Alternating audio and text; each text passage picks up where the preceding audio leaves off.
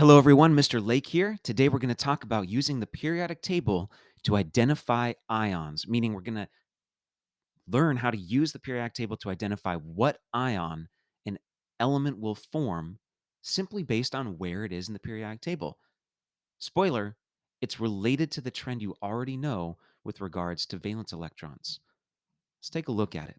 I'm going to bring up an image here of the periodic table.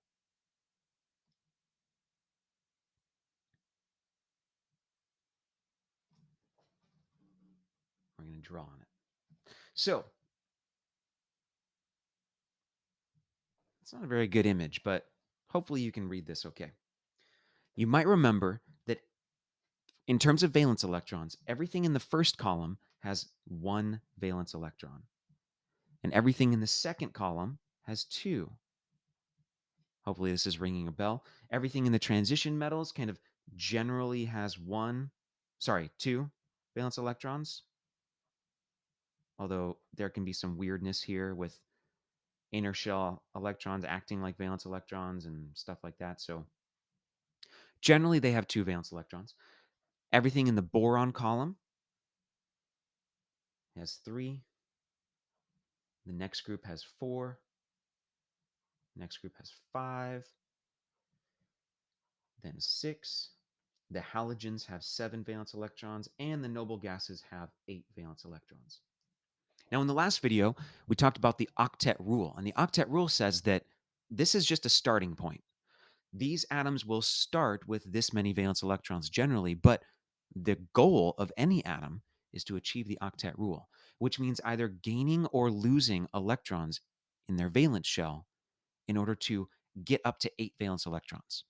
So the noble gases, they're the only ones that have already done it. They're the only ones who already have that octet rule satisfied. Everything else is going to try to do something to achieve the octet rule.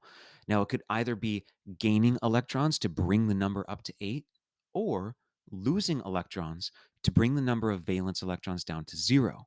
The reason for that is that if you bring your number of electrons down to zero, you empty the valence shell that exists, and that valence shell disappears. And what it leaves behind is the next shell beneath it, which is already full. And that becomes the valence shell, and it's full with eight valence electrons. So there's different ways to achieve the octet rule. Everything in the first column with one valence electron is going to want to lose that valence electron. And when it loses that valence electron, it's going to form a +1 ion, positive ion. So everything in this column is likely to form a +1 ion. The next column with two valence electrons wants to lose those two valence electrons. So everything here is going to form a 2+ ion. Now, the transition metals are complicated. So for right now, I'm just going to say charge varies. Because some of them often form 2+ ions, some of them form 3+ ions, some of them form 1+ ions, and many of them can form different charges at different times. Iron, for example, could be a 2+ or a 3+ ion, depending on the situation.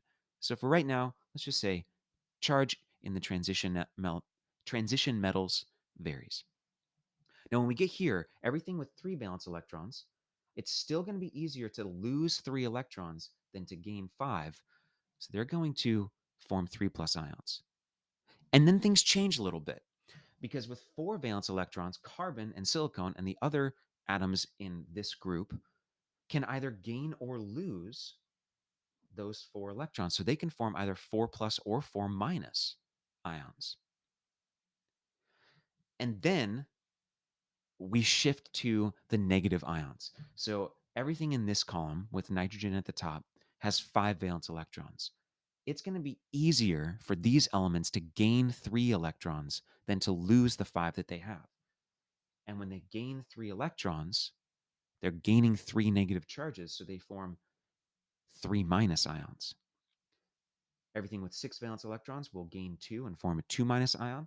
Everything with seven valence electrons wants to gain one electron, which will give them a -1 charge as an ion. And the noble gases with eight valence electrons generally don't form ions. So here you have it. This is the pattern you need to remember, and it's really easy because it's just 1, 2, 3, 4, 3, 2, 1, positive, and then negative. It's going to be really important to remember this as we start to talk about ionic bonds and ionic bond formation and ionic compound formation. So I hope this made sense. Now, there are a couple things that I want to point out here. You might remember that there is this staircase line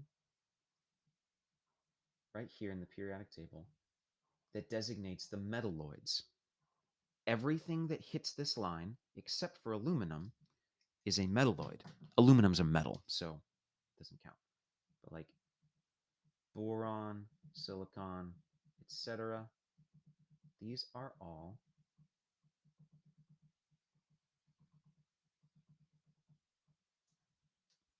metalloids. And remember that those metalloids, wow, you can't really see that on the camera. Let me do this.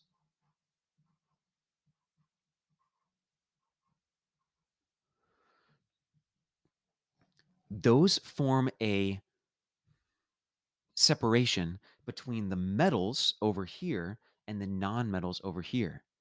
Well, now that you know about ionic charges and ionic charge formation, what you'll notice is that the metals are the ones that form the positive charges, right? Everything from here over, pretty much everything except for boron from here over is strictly a metal. So metals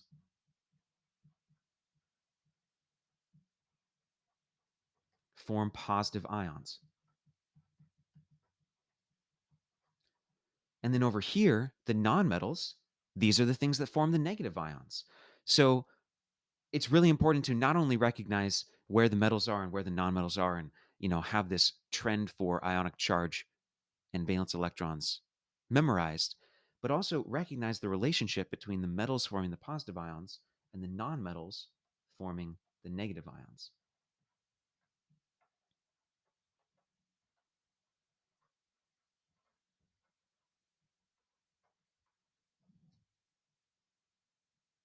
And that's it for this video. Thanks for watching. I will see you all in the next video. Take care.